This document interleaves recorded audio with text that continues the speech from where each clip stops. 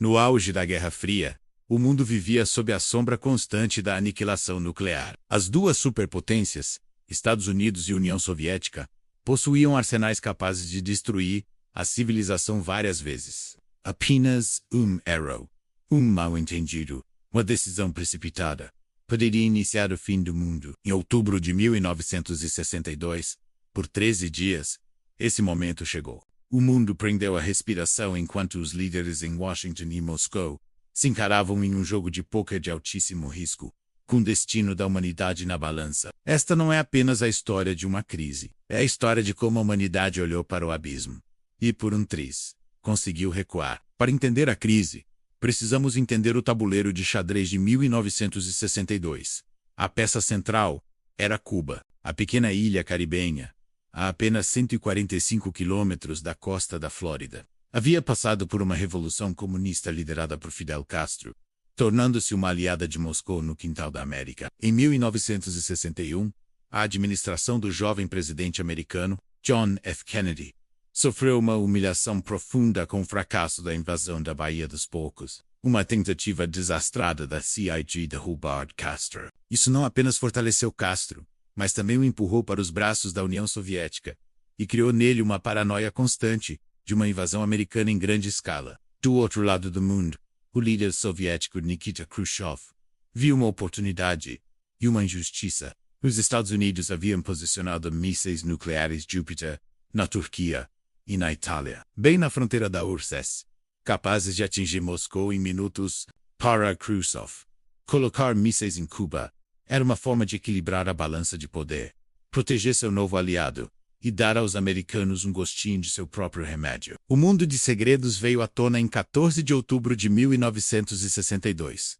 Um avião, espião americano, U-2, em uma missão de rotina sobre Cuba, tirou milhares de fotografias. Na CDCI, analistas de imagem começaram a examinar os negativos. O que eles encontraram gelou o sangue em suas veias. Em clareiras na selva cubana, eles identificaram, sem sombra de dúvida, bases de lançamento para mísseis balísticos soviéticos de médio e alcance intermediário. Eram os SS-4 e SS-5, mísseis nucleares, capazes de carregar ogivas muitas vezes mais potentes que a bomba de Hiroshima e de atingir Washington, D.C., Nova York e a maior parte do leste dos Estados Unidos da América em questão de minutos. Na manhã de 16 de outubro, o presidente Kennedy foi informado. O choque na Casa Branca foi total. A ameaça nuclear não era mais uma possibilidade distante. Estava agora na soleira de sua porta.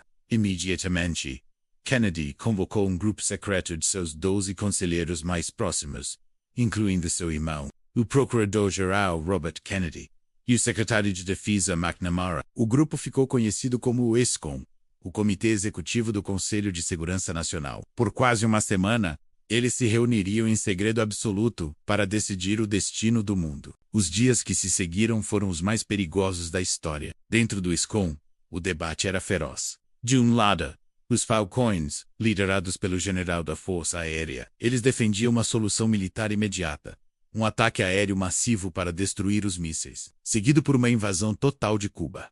Para eles, qualquer outra coisa seria um sinal de fraqueza. Do outro lado, os Pombos, liderados por Robert Kennedy e McNamara, eles argumentavam que um ataque a Cuba levaria a uma retaliação soviética, talvez contra Berlim, e a uma escalada incontrolável que resultaria em uma guerra nuclear total. Após dias de debate angustiante, Kennedy escolheu um caminho intermediário. Nem attack, nem uma negociação passiva. Em 22 de outubro, ele foi à televisão e revelou a crise para um público americano e mundial aterrorizado. Ele anunciou sua decisão: um bloqueio naval em torno de Cuba. Para suavizar a linguagem e evitar um ato de guerra formal, ele o chamou de quarentena. Nenhum navio transportando armas ofensivas teria permissão para chegar a Cuba. A Marinha dos Estados Unidos da América foi mobilizada para impor a linha de quarentena. O mundo agora observava os navios soviéticos que já estavam a caminho, se aproximando da linha de bloqueio.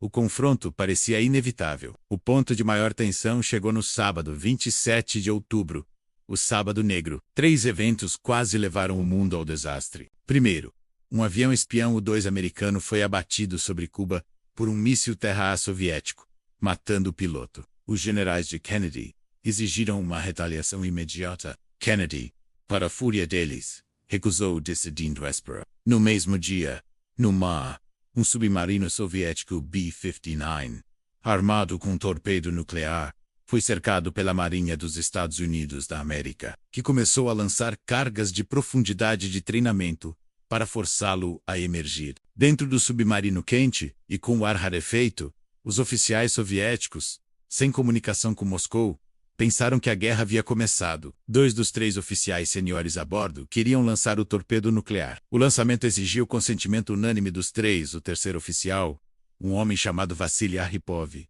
se recusou. Ele argumentou contra o lançamento e acalmou a situação. Sozinho, dentro de um submarino no fundo do mar, Arhipov pode ter salvado o mundo. Enquanto o mundo estava à beira da guerra, canais secretos de comunicação estavam trabalhando freneticamente. O líder soviético Nikita Khrushchev, também percebendo que a situação estava perigosamente fora de controle, enviou 2 mensagens para a Casa Branca. A primeira, mais longa e emocional, chegou na sexta-feira. Nela, ele oferecia retirar os mísseis de Cuba em troca de uma promessa pública dos Estados Unidos da América de não invadir a ilha. Mas no dia seguinte, chegou uma segunda mensagem, muito mais dura e formal, adicionando uma nova exigência.